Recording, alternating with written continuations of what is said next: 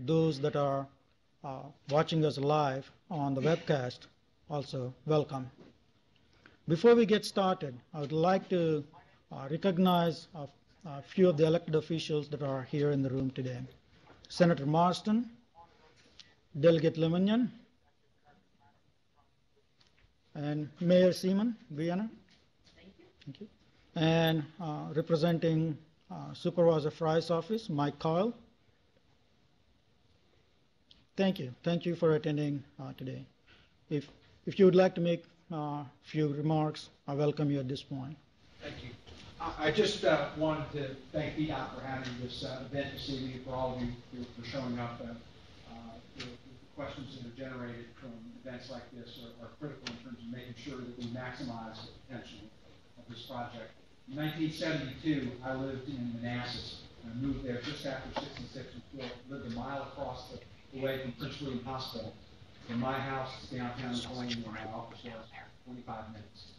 So we have a lot of ground to recover from that idyllic world, but I'm excited about the potential here, and I think it's real important that we get this right. So thanks for being here. Thank you. Vince? Just ditto what Dave said, but just a couple things you might not know. Several of us in the General Assembly have been active in trying to get this to where it is now and into the capable hands of VDOT to execute. It really started with how do we make better use of the shoulder lanes on evenings and weekends, because as you know, they're only open Monday through Friday on fixed hours. And VDOT came back with this idea, which has been used in other parts of the country and in fact in Europe. I'm real excited about it. One person who's not here that I do want to mention because he deserves a lot of credit for putting it in the plan, and that's the Secretary of Transportation, Sean Kennard. This has his personal attention, and that's why we're here tonight, because he's the guy who said we're going to make this happen for Northern Virginia. So thanks for coming. Thank you. Mayor Seaman, do you have? No, I think it's exciting. Anything that keeps the traffic off Maple Avenue.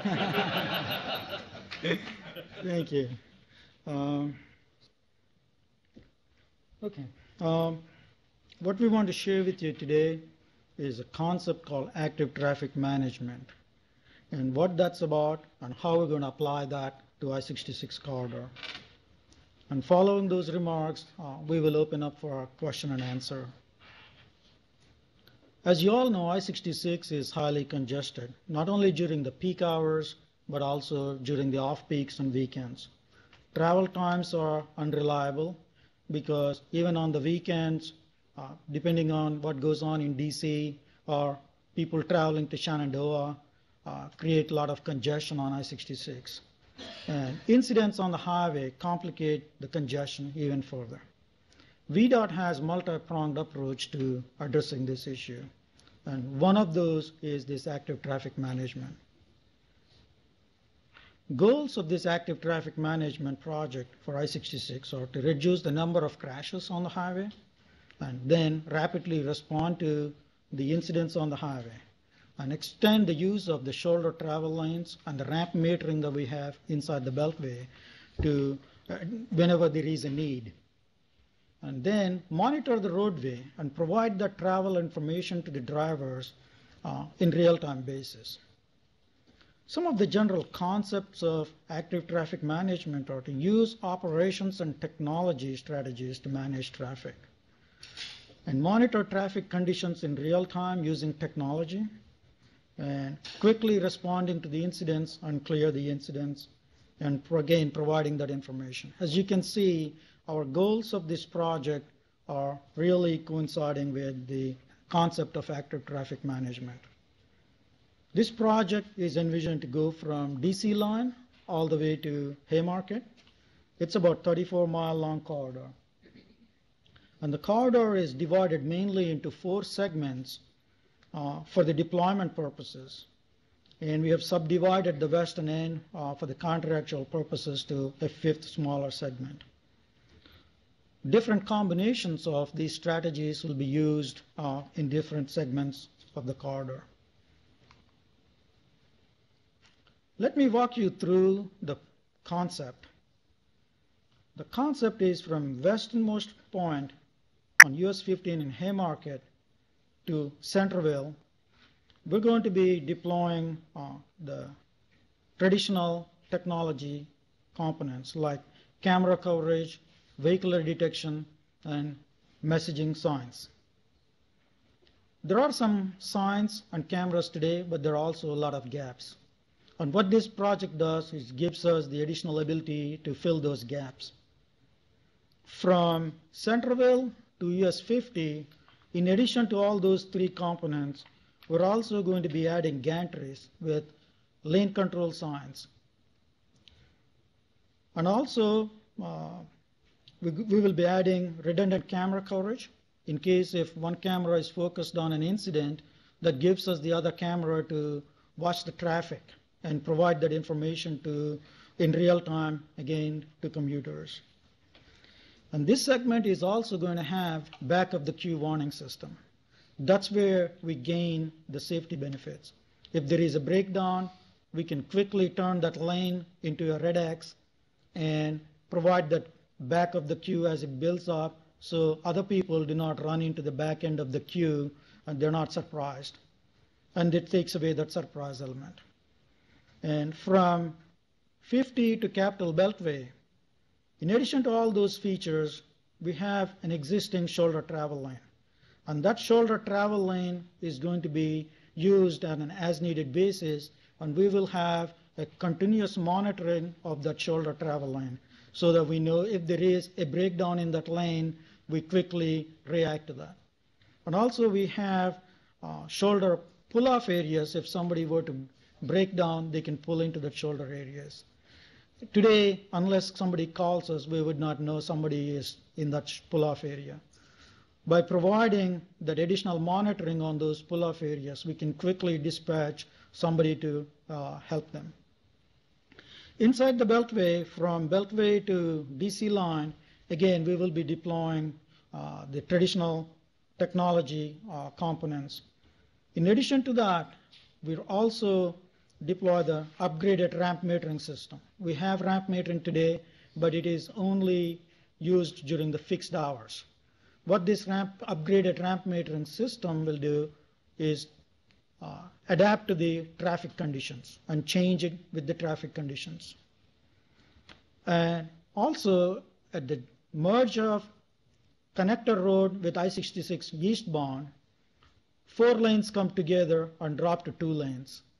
And we are planning to implement a dynamic merge system that looks at the traffic volumes on I-66 on the Connector Road and manages that merge more dynamically and make it much more smoother, and also providing that additional warning at that point will improve the safety and reduce the number of crashes with that merge. Some of the sample signs, we will continue to work on these with in the next year or two while we develop this project and develop more detailed sign displays. But this is just a sample of the sign indicating if there is a HOV in use, a diamond sign will be displayed.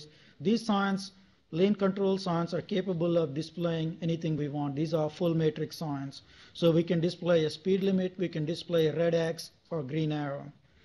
This is just an example of a queue warning system where if there is a queue, you in advance give that information and lower the speed limit. Again, that's a warning speed limit, so people know they need to reduce their speed before they hit the back end of the queue. If there is a lane closure, again, immediately in advance of the lane closure, an amber arrow will display the. And again, on a normal condition, if the shoulder is not in use, it will show a red X, and shoulder is for emergency only, a message will appear. Some of the highlights are, again, expanding the camera and detection coverage on the corridor, quickly identifying and responding to the incidents, using shoulders and the ramp meterings as conditions warrant, providing lane-specific guidance to travelers, including dynamic merge controls inside the Beltway, enhancing the emergency pull-off areas and the shoulder lane monitoring, providing that information, travel information to the traveling public on the roadway conditions. As I said, there are a lot of other projects that are in the works, from repair and resurfacing of the I-66 pavement, to spot improvements inside the Beltway, to interchange projects, and again, a widening project going from 4 lanes to 8 lanes from Gainesville to Haymarket. We are coordinating with all those other projects. This particular project is estimated at $32 million, and 90% of the funding is coming from federal sources. This project planning and design will continue, a conceptual design will continue through the end of this year, with the design build contractor selected and contract awarded sometime in the summer of 2012. And a detailed design and construction will continue through the winter of 2013. And the full startup of this system will be in 2014, early 2014.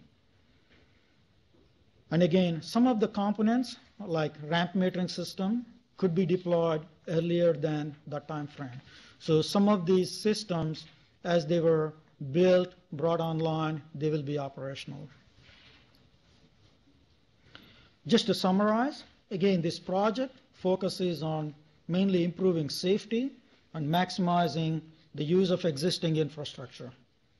Emphasis is going to be on monitoring the conditions, responding to the incidents, and again, using the shoulders and ramp metering in more dynamic and adaptive basis, and informing and guiding travelers. Again, just to summarize, this will be, full launch is expected in early to mid 2014. All the material is available on the VDOT website, and additional material, including tonight's question and answers, will be added to the website. All the questions can be sent to i66atdm@vdot.virginia.gov email, and we will post the answers to them on the website as well. At this point, I would open up for question and answers. Senator Marston. Thank you. Over the past 2 years, I've had a bill for the legislature where shoulders don't, to do it as an experiment on 495, where shoulders don't exist, to instruct drivers that they are required to pull ahead to a vacant shoulder or pull-off area so that they don't stand there with a fender bender where nobody's hurt, as we usually see this, talking on their cell phones to spouses or whatever, while they wait for the police, who are not interested in writing a report on a minor fender bender. But that's what we've been taught to do. And the bill hasn't gone through because they feel like the existing legislation or existing code in Virginia does not preclude you from moving forward. And I guess my question is, with that preface, is that can the signage that you use periodically advise people that if they're involved in a fender bender, that they should move to the next pull-off area to exchange information and not to stay and block the roadway, even if no shoulder is there for them to pull off? Because this is going to have to change what people have thought for years is the rule, that you don't leave an accident or you pull off immediately beside. But there's nothing under Virginia law that precludes you from advancing your vehicles to a pull-off area to exchange information. Would it be possible under this signage to advise people of that? Yes, sir. The current signage that we have already advises motorists to use shoulder or pull-off area. On I-66 in this segment, for every pull-off area, we have additional static signs actually displaying that information. And also there are additional signs, fender bender, move to your vehicles. But again, those are the signs that are already there. And I'm not sure I'm qualified at this point to comment on the pending legislation. But yes, the signs are already there. We encourage people, if there is no injury involved, to move those vehicles. Okay. Yes, ma'am. How quickly can the signs be changed when there's an accident, or you need to quickly move people over or inform them of what's happening? How quickly can they be changed? They're going to be changed from our control room. So as soon as we identify is an issue, we can instantaneously change those signs. There is no lag time between the time we push the button to the signs getting displayed out in the field. Yes, sir. And we're taking this microphone around so our folks at home can hear as well. Hi, are you going to have active speed enforcement? Because right now the speed on 66 is kind of a suggestion. Mm-hmm. I drive 66 every day, so. There is no legal authority for us to do an automated enforcement. So regular enforcement that Virginia State Police conducts is what we're going to have. Well, Yes, sir. just a follow-up. When you post a suggested speed limit, is that a legal maximum that can be enforced, or is it an advisory speed limit? Maybe you could repeat the question. Well, the question is, when we post those speed limits, are those advisory or they're legally enforceable? To be honest with you, we have not made a final determination on what that is going to be. That's something we will work with Virginia State Police over the period of next, again, before the system going live, we will make a determination.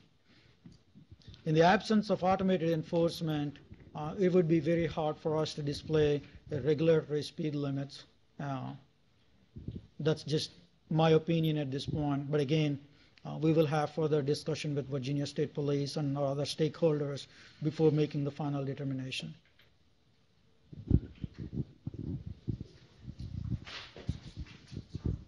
Maybe I missed it, but there is reference in the literature to the TOC, which is the operations center, but it doesn't say where it is. So that's my first question.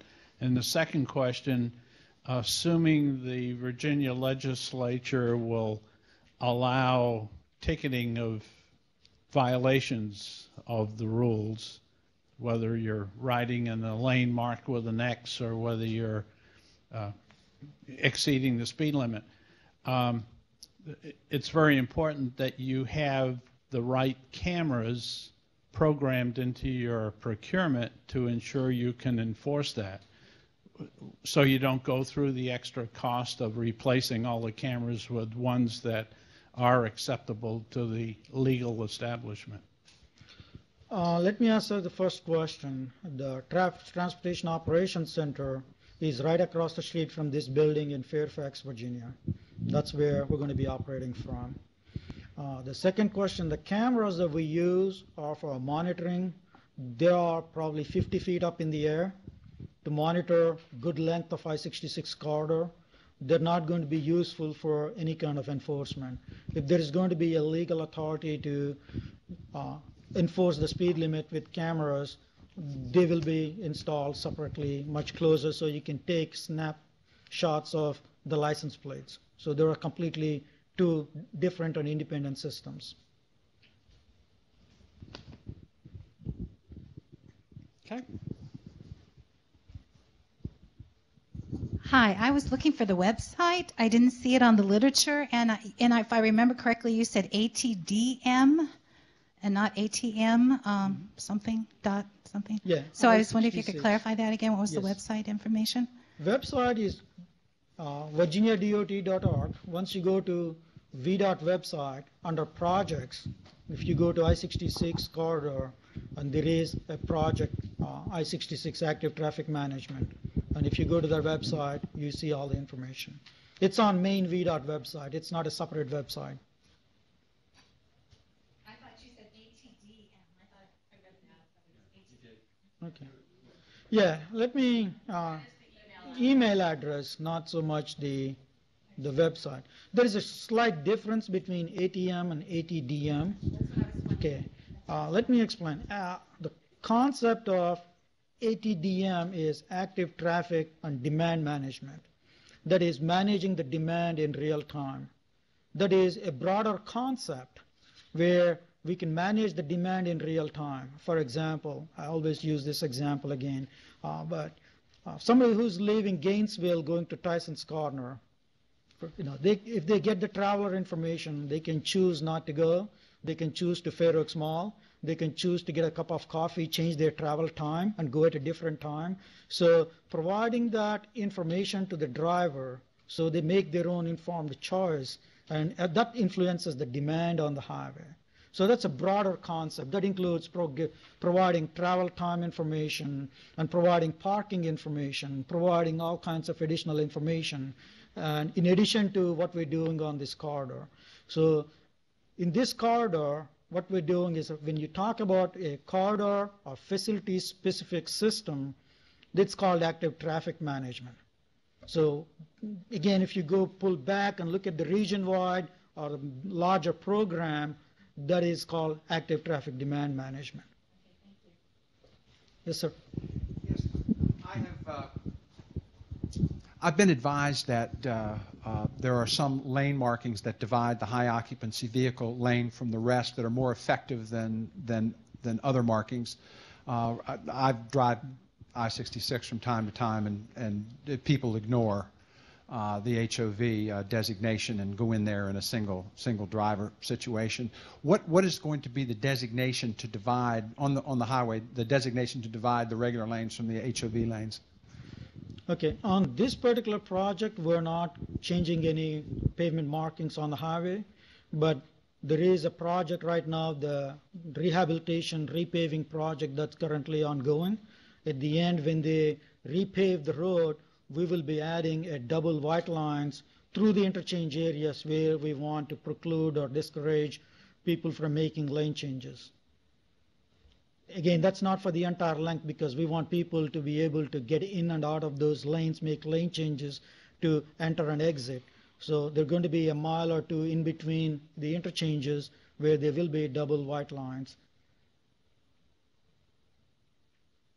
Yes, sir. I think I have two questions. The first is, can you quantify an expected benefit from this project in terms of improvement in travel time, reduced congestion? What is your expectation of the benefit when the project is over?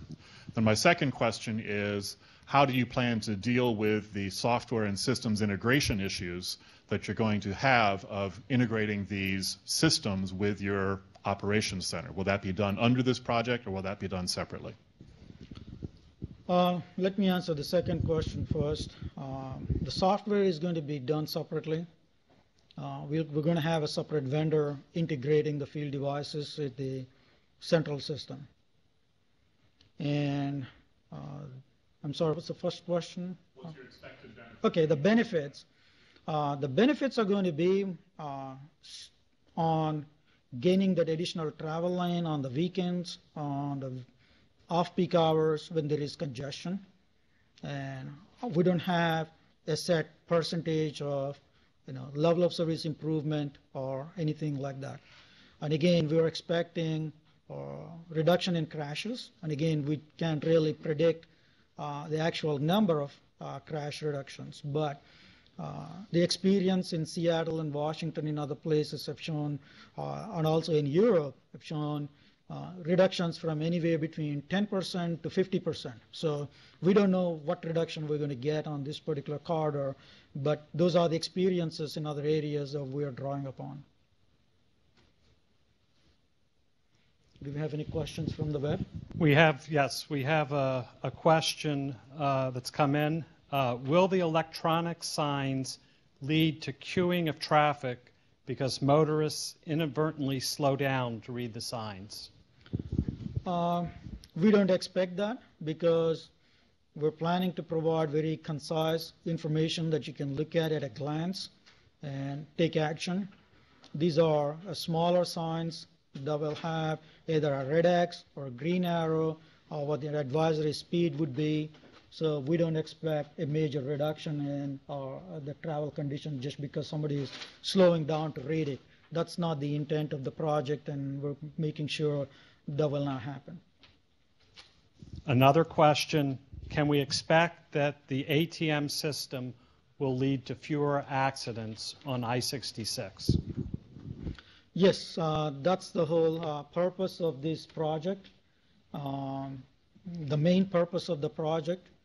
So we are expecting, like I said, a reduction in not only the crashes, but also reduction in secondary crashes. Every time there is a crash in the back of the queue, we always get secondary crashes, people running into the rear end of the other. So we expect, with providing the queue warning, we expect a reduction in the secondary crashes. How were the ATM treatments for specific segments determined? We wanted to look at first where we can get biggest bang for the buck, so to speak. The shoulder travel lane area is one area where we know we can get maximum use of the system by using the shoulders as travel lanes when needed. And we know in order for us to go beyond that, to advise people of the warning, the back of the queue that takes place between 50 and the Beltway. So we expanded that to the Centerville area. And also 28 interchange typically backs up during the off-peak direction. So people are traveling at 70 miles per hour in the morning westbound direction. The right lane has queues. So this type of system will allow us to monitor the queue and provide that information to the drivers.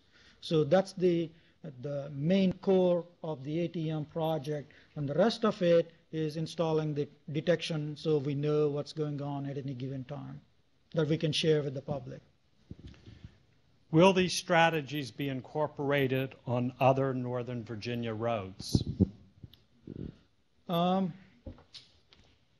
Eventually.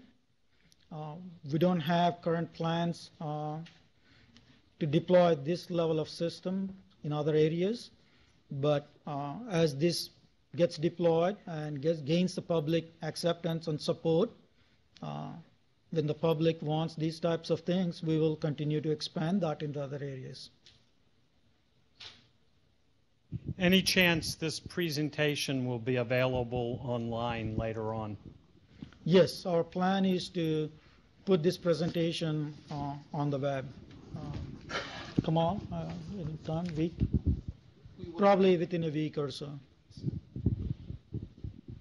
Yes, both the PowerPoint and the video and audio of this presentation will be posted shortly. Yes. Okay. You had some questions over here.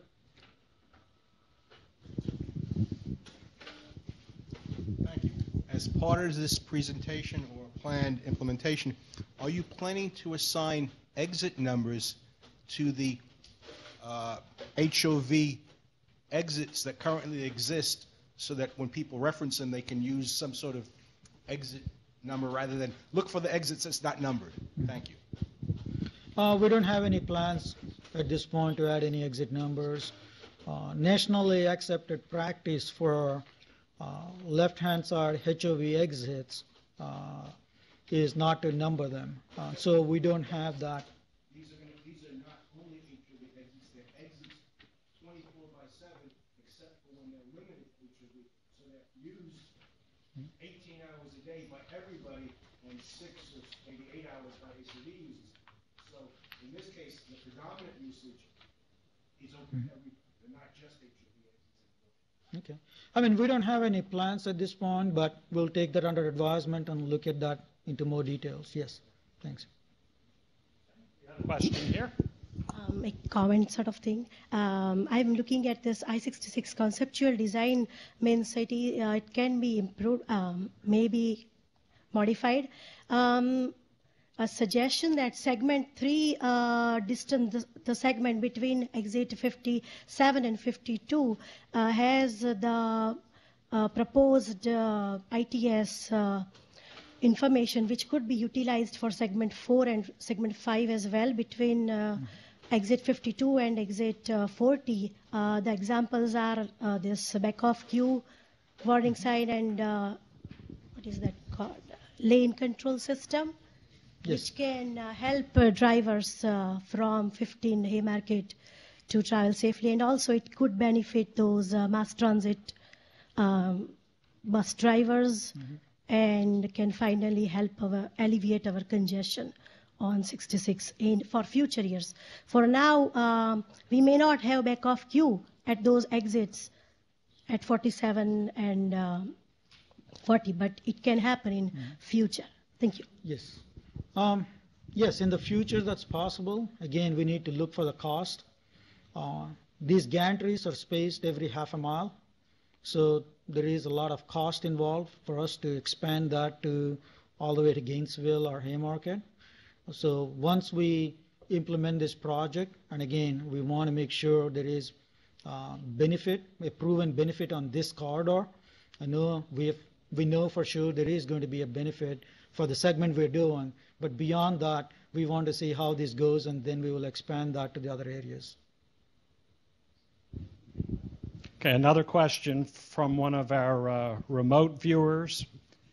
Can you please let me know the timeline for I-66 Route 29 interchange project and widening, plus implementation of HOV between Route 29 and 15, and how the ATM implementation correlates with these other projects?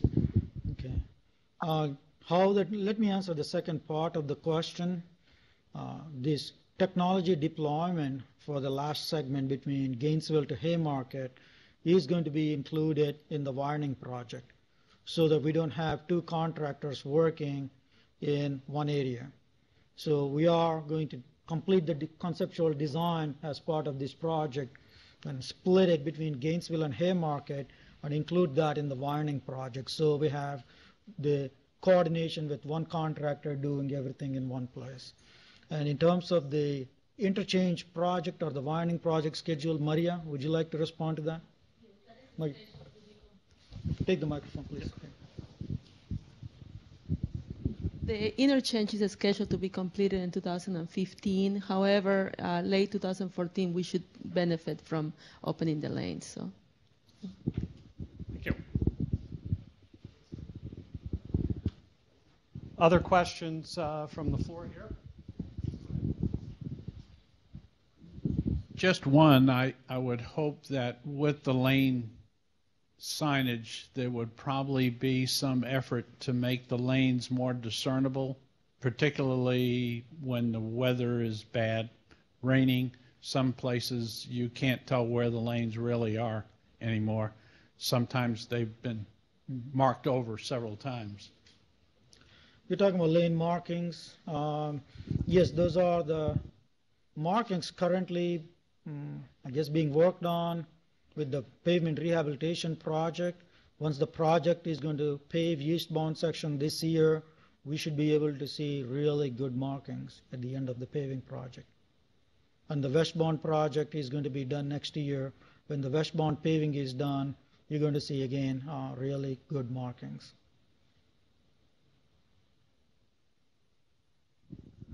Other questions from here? I want to recognize Peyton Ongs from Supervisor Pat Harty's office who joined us.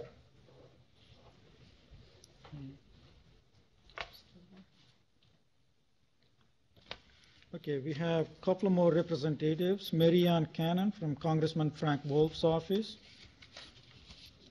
I think Peyton, okay.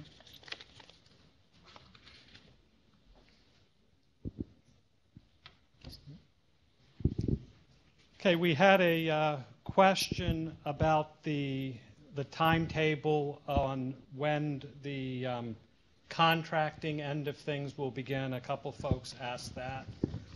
So when can they expect time frames on release of RFQs and RFPs? Okay. This project is a design build project. It's going to go through a two-step procurement process. Step one would be an RFQ, request for qualifications. That RFQ is expected to go in October of this year. And then we will go through the next step of actual RFP, request for proposals from the top 3 selected firms. With the RFQ, we go through the screening process and select top 3 firms that could bid on the project. And then in the second phase of the project with RFP, we give them more detailed requirements for them to look at and put their proposals together. That is expected to go early next year. Another question, how will this project be used to improve bus travel times on I-66? This project, if it improves the travel conditions in general, that will help buses. At this point, I'm not sure if we have anything specific to improving the bus travel times as part of this project. Okay. Other questions in the room?